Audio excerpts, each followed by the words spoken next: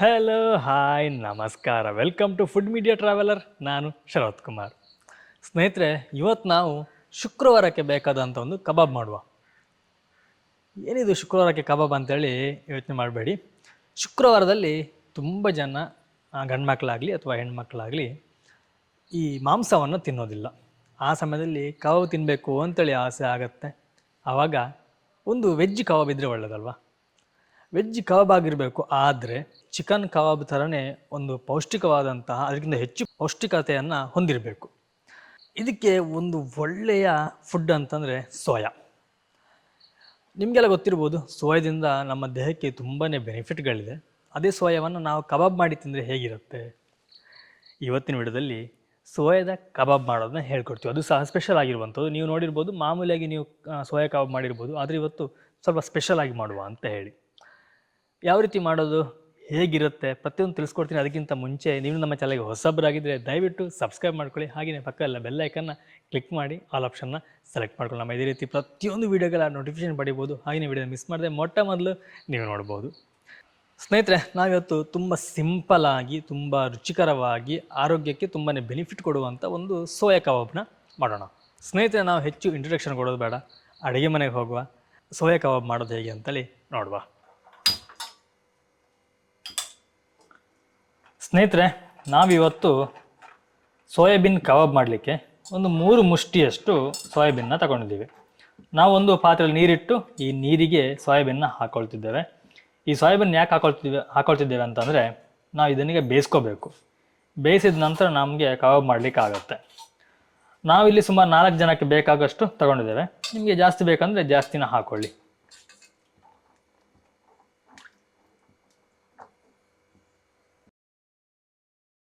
ಸ್ನೇಹಿತರೆ, ಇದೀಗ ಒಂದು ಕುದಿ ಬಂದಿದೆ. ನೀವು ಇದನ್ನು ಕುದಿ ಬರ್ಸ್ಬೇಕಂತ ಏನಿಲ್ಲ.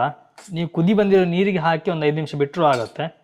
ಬಟ್ ನಾವು ನೀರು ರೆಡಿ ಇರಲಿಲ್ಲ, ಹಾಗಾಗಿ ಈ ರೀತಿಯಾಗಿ ಮಾಡಿದ್ದು.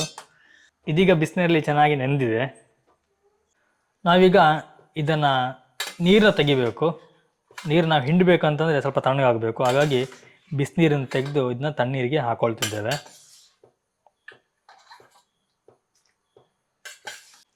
ನೋಡಿ, ಈ ರೀತಿಯಾಗಿ ಕ್ಲೀನಾಗಿ ಹಿಂಡ್ಕೋಬೇಕು.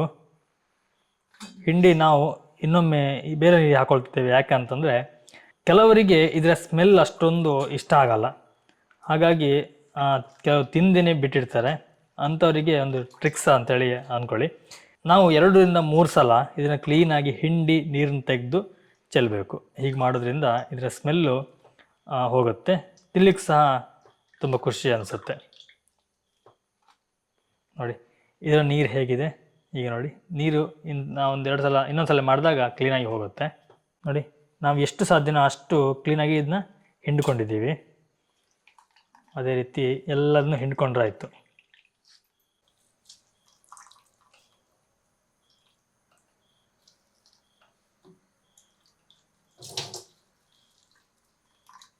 ನಾವು ಇದನ್ನೀಗ ಹಿಂಡುವಾಗ ಪುಡಿ ಆಗತ್ತೆ. ಕೆಲವರು ಹೇಳ್ಬೋದು, ಪುಡಿ ಆದಮೇಲೆ ಕಬಾಬ್ ಹೇಗೆ ಮಾಡೋದು ಅಂಥೇಳಿ. ಸ್ವಲ್ಪ ವೆಯ್ಟ್ ಮಾಡಿ ತೋರಿಸ್ತೀವಿ. ಆ್ಯಕ್ಚುಲಿ ನಮಗೆ ಇದು ಸ್ವಲ್ಪ ಪುಡಿ ಆಗಬೇಕು. ಪುಡಿ ಆದ್ರೇ ಇದರ ನಿಜವಾದ ರುಚಿ ನಮಗೆ ಸಿಗೋದು. ಹಾಗೆಯೇ ನಾವು ಹಾಕುವಂಥ ಮಸಾಲೆಗಳೆಲ್ಲ ಕ್ಲೀನಾಗಿ ಅದು ಹೀರ್ಕೊಳ್ಳೋದು. ನಿಮಗೆ ಎಷ್ಟು ಸಾಧ್ಯನೋ ಅಷ್ಟು ನೀರು ತೆಗೀರಿ. ನಾವೀಗ ಸೋಯಾಬೀನ್ನ ಕ್ಲೀನಾಗಿ ಹಿಂಡಿ ಇಟ್ಕೊಂಡಾಗಿದೆ. ಇದಕ್ಕೀಗ ನಾವು ಒಂದು ಅರ್ಧ ಸ್ಪೂನಷ್ಟು ಜೀರಿಗೆನ ಹಾಕ್ಕೊಳ್ತಿದ್ದೇವೆ. 2 ಚಮಚದಷ್ಟು ಮೆಣಸಿನ ಹುಡಿ. ನಿಮಗೆ ಖಾರ ಬೇಕಾದಷ್ಟು ನೋಡಿ ಹಾಕ್ಕೊಳ್ಳಿ.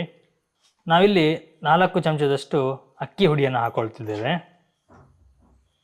ಈ ಅಕ್ಕಿ ಹುಡಿ ಹಾಕೋದ್ರಿಂದ ತುಂಬ ಕ್ರಿಸ್ಪಿಯಾಗಿ ಬರುತ್ತೆ. ಹಾಗೆ ಟೇಸ್ಟ್ ಕೂಡ ತುಂಬ ಚೆನ್ನಾಗಿರುತ್ತೆ. ಹಾಗೆಯೇ ಇದು ನಾವು ಮನೆಯಲ್ಲೇ ಮಾಡಿರುವಂತಹ ಶುಂಠಿ ಮತ್ತು ಬೆಳ್ಳುಳ್ಳಿಯ ಪೇಸ್ಟ್, ಸುಮಾರು 3/4 ಚಮಚದಷ್ಟು ಶುಂಠಿ ಬೆಳ್ಳುಳ್ಳಿ ಪೇಸ್ಟನ್ನು ಹಾಕೋಬೇಕು. ಅದ್ರ ಜೊತೆನೇ ಸ್ವಲ್ಪ ಸ್ಮೆಲ್ ಚೆನ್ನಾಗಿ ಬರಲಿ ಅಂತೇಳಿ ಕರಿಬೇವಿನ ಸೊಪ್ಪನ್ನು ಹಾಕ್ಕೊಳ್ತಿದ್ದೇವೆ. ಸುಮಾರು ಒಂದು 10ರಿಂದ 15 ಹಾಕ್ಕೊಳ್ಳಿ. ರುಚಿಗೆ ಎಷ್ಟು ಬೇಕು ಅಷ್ಟು ಉಪ್ಪನ್ನು ಹಾಕ್ಕೊಳ್ಳಿ. ಒಂದು ಚಿಟಿಕೆಯಷ್ಟು ಅರಿಶಿನ ಪುಡಿಯನ್ನು ಹಾಕಿ ಈಗ ನಾವು ಇದನ್ನು ಚೆನ್ನಾಗಿ ಮಿಕ್ಸ್ ಮಾಡ್ಕೋಬೇಕು. ನಾವು ಯಾವತ್ತೇ ಆಗಲಿ ಇದನ್ನೆಲ್ಲ ನಾವು ಮಿಕ್ಸ್ ಮಾಡುವಾಗ ಕೈಯಲ್ಲೇ ಮಿಕ್ಸ್ ಮಾಡ್ಕೊಳ್ಳಿ. ಆಗ ತುಂಬ ಚೆನ್ನಾಗಿ ಮಸಾಲೆನೆಲ್ಲ ಹೀರ್ಕೊಳ್ಳುತ್ತೆ. ಹಾಗೆಯೇ ಕಬಾಬ್ನ ಟೇಸ್ಟ್ ಕೂಡ ತುಂಬ ಚೆನ್ನಾಗಿ ಬರುತ್ತೆ. ನೋಡಿ, ನಾವು ಇದಕ್ಕೆ ಯಾವುದೇ ನೀರು ಹಾಕ್ಕೊಳ್ಳಿಲ್ಲ. ಈ ಸೋಯಾಬೀನಲ್ಲಿರುವಂತಹ ನೀರೇ ಇದಕ್ಕೆ ಸಾಕಾಗತ್ತೆ. ಎಷ್ಟು ಸಾಧ್ಯನೋ ಅಷ್ಟು ನೀವು ಸ್ವಲ್ಪ ಫೋರ್ಸ್ ಹಾಕಿ ಪುಡಿ ಮಾಡ್ಕೊಳ್ಳಿ. ನೋಡಿ ಈ ರೀತಿಯಾಗಿ ಕ್ಲೀನಾಗಿ ಪುಡಿ ಮಾಡ್ಕೋಬೇಕು. ನಾವು ಇದನ್ನೀಗ ಚೆನ್ನಾಗಿ ಕಲಸಿ ಆಯಿತು. ಇನ್ನು ಇದನ್ನು ಮುಚ್ಚಿ ಒಂದು 10 ನಿಮಿಷಗಳ ಕಾಲ ಸೈಡ್ಗೆ ಇಟ್ಬಿಡುವ. ಆಗ ಮಸಾಲ ಚೆನ್ನಾಗಿ ಹೀರ್ಕೊಳ್ಳುತ್ತೆ. ನಾವೊಂದು ಬಾಣಲೆಗೆ ತೆಂಗಿನೆಣ್ಣೆಯನ್ನು ಹಾಕೊಳ್ತಿದ್ದೇವೆ. ಕಬಾಬನ್ನು ಕಾಯಿಸ್ಬೇಕಲ್ಲ, ಅದಕ್ಕೋಸ್ಕರ. ಸ್ನೇಹಿತರೆ, ಈಗ 10 ನಿಮಿಷ ಆಯಿತು. ನೋಡಿ, ಕಬಾಬಿದ್ದು ತುಂಬ ಚೆನ್ನಾಗಿ ಖಾರ ಎಲ್ಲ ಎಳ್ಕೊಂಡಿದೆ ಅಂತ ಅಂದ್ಕೊಳ್ತೀವಿ. ಈಗ ಎಣ್ಣೆ ಸಹ ಇಲ್ಲಿ ಬಿಸಿ ಆಯಿತು. ಈಗ ನಾವು ಈ ಎಣ್ಣೆಗೆ ಕಬಾಬನ್ನ ಬಿಡಬೇಕು. ನೋಡಿ, ನಾವಾಗ ಪುಡಿ ಮಾಡಿದ್ವಲ್ಲ, ಕಾರಣ ಇದಕ್ಕೆ. ಈ ರೀತಿಯಾಗಿ ಸಣ್ಣ ಸಣ್ಣ ಉಂಡೆಗಳನ್ನ ಮಾಡಿ ನಾವು ಕಬಾಬನ್ನು ಬಿಡಬೇಕು.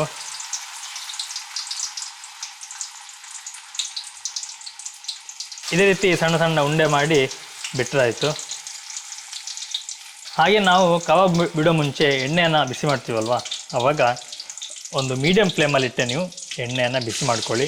ಕಬಾಬ್ ಬೇಯುವಾಗಲೂ ಸಹ ಹಾಗೆ ಮೀಡಿಯಮ್ ಫ್ಲೇಮಲ್ಲೇ ಇರಲಿ.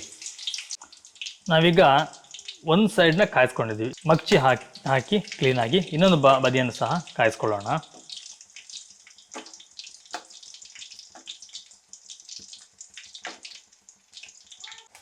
ಸ್ನೇಹಿತರೆ, ನೋಡಿ, ನಮ್ಮ ಕಬಾಬ್ ರೆಡಿ ಆಯಿತು. ತುಂಬ ಚೆನ್ನಾಗಿ ಕಲರ್ ಸಹ ಬಂದಿದೆ. ತುಂಬ ಕ್ರಿಸ್ಪಿ ಸಹ ಆಗಿದೆ ಅಂತ ಫೀಲ್ ಆಗ್ತಾ ಉಂಟು. ಇನ್ನು ತಿಂದು ನೋಡಬೇಕು ಹೇಗಿದೆ ಅನ್ನೋದು.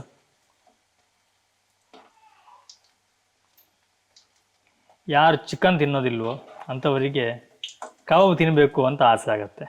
ಅಂಥವರಿಗೆ ಒಂದು ಒಳ್ಳೆಯ ರೆಸಿಪಿ ಇದಾಗತ್ತೆ ಅಂತ ಅಂದ್ಕೊಳ್ತೀವಿ ನಾವು.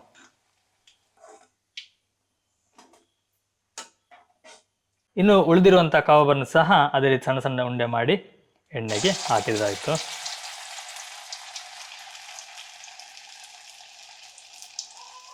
ಆ್ಯಕ್ಚುಲಿ ಇದು ಸ್ಪೆಷಲ್ ರೆಸಿಪಿ ಸೌಮ್ಯಂದು. ನಾನು ಆ್ಯಕ್ಚುಲಿ ಅವಳಿಗೆ ಮಾತಾಡು ಅಂತ ಹೇಳಿದೆ. ಅವಳಿಗೆ ಮಾತಾಡಲಿಕ್ಕೆ ಆಗೋದಿಲ್ಲ ಅಂತೆ. ಕಾರಣ ಇದೆ. ಪಾಪ ಬೆಳಗಿನ ಸಂಜೆ ತನಕ ಆಫೀಸಲ್ಲಿ ಕೂತು ಮೆಂಟಲಿ ತುಂಬ ಟಯರ್ಡ್ ಆಗಿರ್ತಾಳೆ. ಪುನಃ ಮನೆಗೆ ಬಂದು ಮಕ್ಕಳು ನೋಡ್ಕೋಬೇಕು, ಅಡುಗೆ ಎಲ್ಲ ಮಾಡಬೇಕು. ಹಾಗಾಗಿ ಸ್ವಲ್ಪ ಸುಸ್ತಾಗುತ್ತೆ. ಅದಕ್ಕೋಸ್ಕರ ನಾನೇ ಮಾತಾಡ್ಕೊಂಡು ನಾನೇ ವೀಡಿಯೋನ ಮಾಡ್ತಾಯಿದ್ದೀನಿ. ಗ್ರೇಟ್ ಅಲ್ಲ ನಾನು.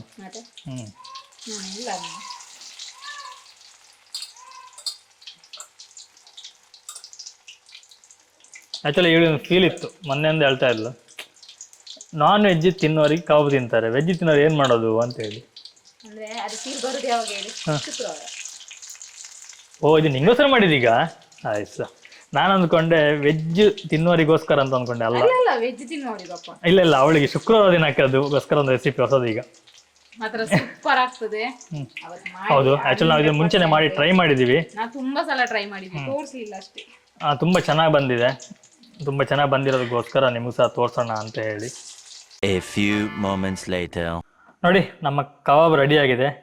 ಕಲರ್ ನೋಡಿ ಎಷ್ಟು ಚೆನ್ನಾಗಿ ಕಾಣ್ತಾ ಉಂಟು. ಯಾವುದೇ ನಾವು ಕಲರ್ಗೆ ಹಾಕಲಿಲ್ಲ, ಅದು ಎಷ್ಟು ಚೆನ್ನಾಗಿದೆ. ಹಾಗೆಯೇ ತುಂಬ ಕ್ರಿಸ್ಪಿಯಾಗಿ ಬಂದಿದೆ.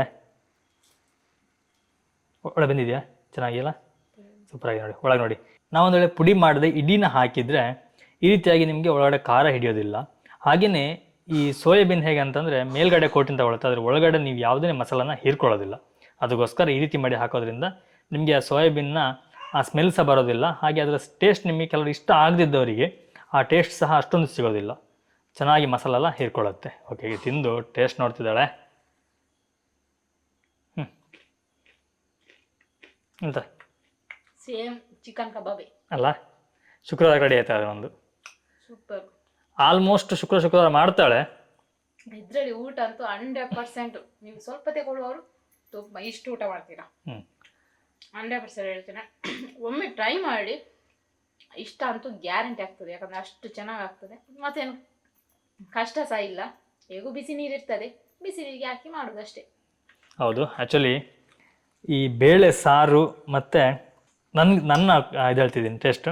ಬೇಳೆ ಸಾರು, ಸೋನಾ ಮಸೂರಿ ರೈಸು, ಈ ರೀತಿ ಒಂದು ಕಬಾಬು. ಒಂದು ಹೊಟ್ಟೆ ತುಂಬ ಊಟ ಮಾಡಿ ಖುಷಿ ಪಡ್ಬೋದು. ಹೊಟ್ಟೆ ಖುಷಿ ಆಗುತ್ತೆ, ನಾಲಿಗೆ ಸಹ ತುಂಬ ಖುಷಿ ಆಗುತ್ತೆ. ನಾನು ಯಾವಾಗ ಮಾಡೋದಕ್ಕಿಂತಲೂ ಇವತ್ತು ಸೂಪರ್ ಆಗಿ ಬಂದಿದೆ. ಓಕೆ, ಇವತ್ತು ವಿಡಿಯೋ ಮಾಡೋದು ಅಂತೇಳಿ ಸ್ವಲ್ಪ ಹೆಚ್ಚಿನ ಕೇರ್ ತಗೊಂಡಿದ್ದಾಳೆ. ಅಲ್ಲ, ಯಾವಾಗಲೂ ಚೆನ್ನಾಗಾಗಲ್ಲ. ನಾ ತಿಂದು ನೋಡಿಲ್ಲ ಇವತ್ತಿದು ತಿಂದು ನೋಡಿಲ್ಲ, ಚೆನ್ನಾಗಿದೆ.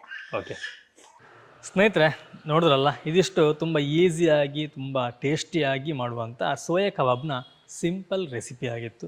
ಈ ವಿಡಿಯೋ ನಿಮಗೆ ಇಷ್ಟ ಆಗಿದೆ ಅಂದ್ಕೊಳ್ತೀನಿ, ಯೂಸ್ಫುಲ್ ಆಗಿದೆ ಅಂತ ಅಂದ್ಕೊಳ್ತೀನಿ. ಇಷ್ಟ ಇದ್ದರೆ ಲೈಕ್ ಕೊಡಿ, ಇಷ್ಟ ಆಗಲಿಲ್ಲ ಡಿಸ್ಲೈಕ್ ಕೊಟ್ಬಿಡಿ. ಹಾಗೆಯೇ ಈ ವಿಡಿಯೋನ ಆದಷ್ಟು ನಿಮ್ಮ ಫ್ರೆಂಡ್ಸ್ ಫ್ಯಾಮಿಲಿಗೆ ಶೇರ್ ಮಾಡಿ. ನಿಮ್ಮ ಒಂದು ಶೇರ್ ನಮಗೆ ತುಂಬ ಅಂದರೆ ತುಂಬಾ ಹೆಲ್ಪ್ ಆಗುತ್ತೆ. ಎನಿವೇ ಸ್ನೇಹಿತರೆ, ನಾನಿಂದ ನಿಮಗೆ ಮುಂದಿನ ಒಂದು ವಿಡಿಯೋ ಸಿಗ್ತೀನಿ, ಒಂದೊಳ್ಳೆ ರೆಸಿಪಿ ಅಥವಾ ಒಂದೊಳ್ಳೆ ಗಿಡಮೂಲಿಕೆ ಅಥವಾ ಒಂದೊಳ್ಳೆ ಇನ್ಫಾರ್ಮೇಷನ್ ಜೊತೆ. ಥ್ಯಾಂಕ್ ಯು, ಬಾಯ್, ನಮಸ್ಕಾರ.